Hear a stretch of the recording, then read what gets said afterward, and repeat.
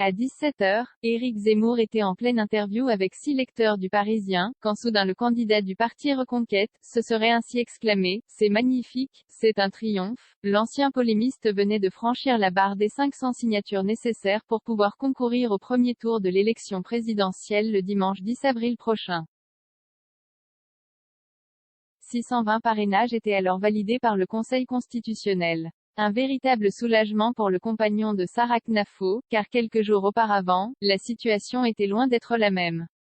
Plusieurs candidats semblant dans une impasse, le maire de Pau centriste François Bayrou avait alors lancé une banque de parrainage, apportant le sien à Marine Le Pen. Une initiative critiquée par Anne Hidalgo, la candidate socialiste qui, malgré son faible score dans les sondages, a été l'une des premières à obtenir suffisamment de parrainage contrairement à Christiane Taubira. Cette dernière a fini par jeter l'éponge. Si on n'est pas capable de convaincre 500 maires sur 42 000 élus qui peuvent parrainer, il y a un petit problème, avait estimé Anne Hidalgo le 22 février dernier dans une interview accordée à France Inter. Qu'on ne nous prenne pas pour les idiots du village, avait-elle lancé.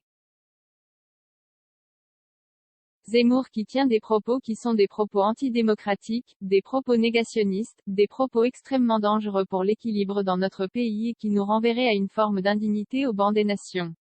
Qu'au nom de la démocratie, alors qu'il tient des propos contraires à la démocratie, on vienne chercher des formules pour lui donner des parrainages, mais de qui se moque-t-on?